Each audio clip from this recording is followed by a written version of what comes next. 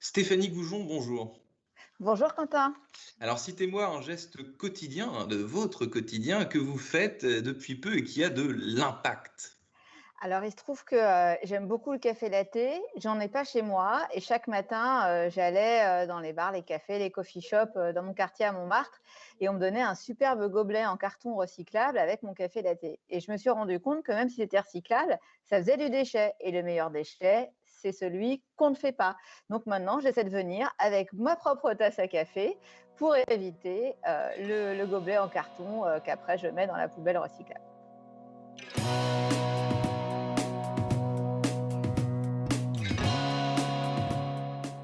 Bonjour à tous et bienvenue au Talk Décideur du Figaro en visio avec aujourd'hui sur mon écran et sur le vôtre Stéphanie Goujon, amatrice de café latte et surtout DG de French Impact, une association française dont le nom est très révélateur. Mais néanmoins, Stéphanie Goujon, je vais vous laisser le soin de nous expliquer ce qu'est véritablement French Impact et surtout pourquoi vous, personnellement, vous êtes à la tête de cette structure.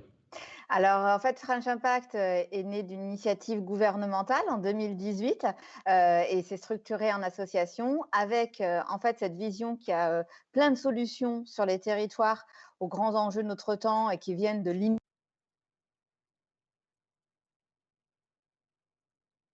nationale et d'inspirer les politiques publiques.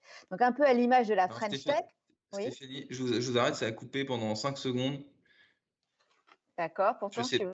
Ouais, non, je non, suis mais je pense vraiment que c'est pas de votre ouais, fait. On va d'accord, reprendre. Du coup, d'accord, est-ce que vous pouvez, vous je voulez que recommence. je repose la Non, question? non, c'est bon, je démarre sur French Impact. Ça marche. On fait comme ça, c'est bon, je peux y aller? Vous me faites un top? Allez-y. Oui, Quentin, tout à fait. French Impact, c'est une initiative gouvernementale qui s'est structurée en association et qui, en fait, part du principe qu'il existe des solutions sur les territoires aux grands défis sociaux et environnementaux, que ces solutions, elles méritent de grandir, de devenir des solutions nationales et d'inspirer les politiques publiques.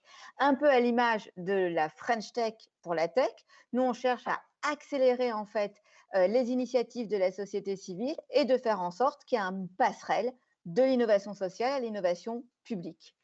Alors ces initiatives sociales, justement, ces impacts sociaux que vous chassez en France uniquement, comment est-ce que vous faites pour les répertorier? Vous avez des chasseurs locaux dans nos villes, dans nos métropoles, dans nos régions, et surtout, comment est-ce que vous arrivez à mettre la lumière sur ces initiatives? Alors, c'est une jolie expression de dire qu'on a des chasseurs, mais effectivement, on a un fort ancrage territorial avec notamment 27 collectifs labellisés French Impact. Et c'est grâce à eux, à ces acteurs locaux, que nous pouvons en fait identifier des projets prometteurs sur des champs comme la réussite éducative, la mobilité douce, l'économie circulaire, le transgénérationnel. Et ces solutions, en fait, on les connecte après, on facilite leur accès au financement, à la fois les fonds publics, notamment là le plan de relance et les fonds privés, et aussi on les fait connaître aux fonctionnaires et aux administrations dans l'idée qu'ils inspirent les services publics. Donc non, je ne fais pas tout depuis Paris derrière mon site internet avec mon équipe commando, mais nous avons des partenaires en local et c'est ces gens-là, ces équipiers-là, qui vont nous aider à identifier ces projets. On en a plus de 500 aujourd'hui, des vraies pépites. Donc, French Impact va sur le terrain. Est-ce qu'en France, justement, le mot impact, qui est un peu à la mode, hein, c'est un gros mot. On a quelle sensibilité en France par rapport au mot impact? Il veut dire quoi chez nos Alors, concitoyens? ça ne vous a pas échappé qu'il était dans le discours ambiant. Je pense qu'on peut dire que ça devient un peu un mot valise aujourd'hui. Donc bon, nous, hein, c'est notre nom nous oblige. Donc je vais vous donner ma définition de l'impact. Nous, on dit l'impact, c'est de la performance. C'est la vraie performance parce que c'est la triple performance économique, sociale, environnementale. Si vous n'avez pas ces trois composantes-là, c'est pas de la performance, c'est pas durable. Donc voilà, pour nous, c'est notre définition de l'impact. C'est des choses voilà, qui se voient, qui sont utiles, qui sont au plus près du terrain, qui sont porter sur des solutions qui répondent à des besoins et encore une fois, qui viennent des territoires, qui viennent de la société civile. Qui viennent des territoires, des sociétés civiles et qui peuvent être adaptés à l'ensemble du territoire, à grande échelle. Il y a ça aussi. Parfois, il y a certaines innovations qui ne sont applicables que dans un espace restreint. Vous, précisément, ce que vous chassez, c'est les idées qui sont comment dire, développables à merci, si je puis dire. Tout à fait, il y a cette idée, d'accélérer, d'accompagner le changement d'échelle de la solution. On peut prendre un exemple très concret. On a beaucoup parlé de mobilité douce. Nous, on soutient en fait une initiative qui s'appelle ECOV et qui en fait met en place des lignes de covoiturage comme des lignes de bus entre les zones rurales et les agglomérations. Parce qu'il ne faut pas se leurrer, tout le monde ne pourra pas se mettre au vélo, surtout quand il y a 50 bornes à faire pour aller travailler. Donc l'ambition d'ECOV, c'est de faire de la voiture un moyen de transport collectif. C'est vraiment quelque chose qui est complètement dans les transitions, qui est complètement dans un sujet de mobilité, dans un sujet de préoccupation des citoyens. Ils ont déjà une trentaine de lignes de covoiturage à Rennes, à Chambéry, à Grenoble, et on pourrait en faire beaucoup plus. Donc, pour reprendre votre expression, c'est accélérable, c'est ce qu'on appelle le scale-up, et ça, c'est vraiment une initiative où on peut le faire. Après, il y a d'autres initiatives où l'idée n'est pas forcément de faire grandir la structure, mais peut-être aussi d'essaimer la solution pour quand même adapter au territoire. On va encore un peu jouer sur les mots, Stéphanie Goujon, même si les mots, c'est très sérieux. Finalement, le mot impact, c'est un peu un synonyme du mot changement. Et en France, le changement, le fait de bouger les lignes, ça amène parfois souvent de longues discussions fort compliquées, des process. Avant de changer quelque chose, parfois, ça peut prendre des années. Alors, effectivement, l'impact vise à une transformation du modèle pour qu'on ait un modèle économique qui, encore une fois, intègre aussi les composantes fondamentales qui sont le social et l'environnemental. Mais c'est du bon sens, hein, c'est pas de la générosité. Je ne vois pas comment vous pouvez imaginer avoir une économie qui fonctionne si vous ne faites pas attention au capital humain et au capital environnemental. C'est complètement utopique, hein, c'est de l'absurdie et on s'en rend bien compte avec la crise Covid.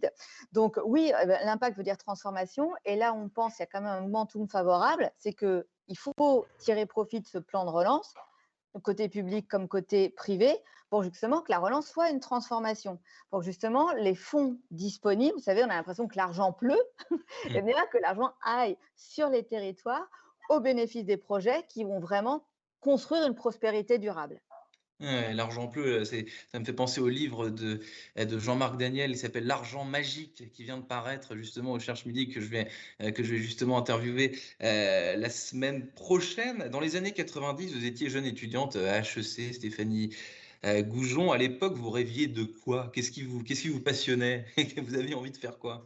Alors, je vais être, très honnête avec vous, j'étais pas du tout encore dans le versant, social et environnemental. J'étais plutôt, assez, voilà, cinéphile, assez, éprise, de mon pays toujours, de la bonne gastronomie, et des bons vins français, donc une bonne vivante et la conversion, elle s'est faite un petit peu plus tard, plutôt à la trentaine, où je suis passée de la publicité à l'entrepreneuriat, social avec justement cette idée qu'on pouvait mettre ses compétences, ses talents au service d'une véritable utilité qui vous transcende un petit peu, quoi. Ouais, parce que vous avez bossé, je crois 8 ans chez, Ouais. chez DDB. Les étudiants en école de commerce aujourd'hui et leurs envies, ça a changé quoi? C'est une question, un peu absurde. Je ne sais pas si vous êtes au fait de ce qui se passe aujourd'hui dans les chaires des écoles de commerce, des envies, des appétences des étudiants, mais par rapport à l'époque où vous y étiez, sans vous manquer de respect parce que vous êtes très jeune. Mais disons, si on compare les années 90 aux années 2020, qu'est-ce qui a changé dans la façon dont on fait des études d'école de commerce et dans l'ambition qu'on a ensuite? Alors, je pense que ça a incroyablement évolué et preuve en est, c'est récemment, mes camarades de l'ESSEC, même si c'est pas l'école que j'ai faite, qui expliquaient que la chaire entrepreneuriat social de l'ESSEC, qui maintenant s'appelle chaire à impact, ils viennent de changer le nom, est la plus demandée. Donc c'est pour dire qu'aujourd'hui, effectivement, on voit bien que des étudiants, école de commerce ou pas, ils ont tous envie majoritairement de s'impliquer dans des métiers, ce qu'on appelle à sens, même si là encore, c'est un mot qui est un petit peu vague.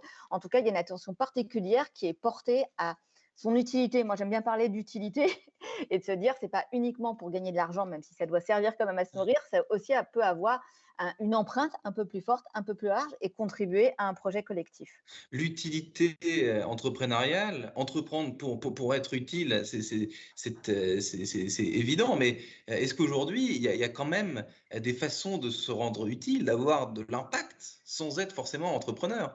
Parce qu'il y a cette mode que vous Bien sûr. décrivez, effectivement, l'entrepreneuriat, les idées, changer le monde, etc. Mais ça met un petit peu Bien sûr. Vous avez complètement raison. Il ne faut pas faire le diktat de l'entrepreneuriat. Tout le monde n'est pas fait pour être entrepreneur. En revanche, tout le monde est en général, enfin, en tout cas majoritairement, un acheteur et un consommateur. Et là, par exemple, c'est un levier incroyable de transformation du modèle. Nous, on travaille aussi beaucoup là-dessus. C'est quand vous achetez, c'est un acte politique. Donc, vous pouvez faire attention à quoi vous Mmh. achetez. Et vous pouvez acheter des produits qui vont être plus soucieux de l'environnement, qui vont être moins consommateurs en carbone. Et il y a maintenant quand même tout un tas de labels d'appui pour vérifier ça. Et aussi qui sont plus socialement responsables. Donc voilà, donc ça, je pense que c'est un levier très fort. On parlait de mon petit gobelet en carton tout à l'heure. Bah, c'est un exemple, un petit geste, j'avais dit, un petit geste tout simple, tout con, mais qui, multiplié, bah, peut avoir beaucoup d'impact. Acheter, c'est un acte politique et tous les citoyens, majoritairement, bien sûr, il y a des gens qui sont dans l'exclusion et qui ne peuvent pas voilà, consommer, mais majoritairement, nous pouvons consommer aujourd'hui. Donc c'est un formidable levier pour transformer le modèle. Stéphanie Gougelon, DG de French Impact, merci infiniment d'avoir répondu à mes questions pour le Talk Décideur du Figaro. Je vous souhaite une excellente fin de journée et à bientôt. Merci à vous.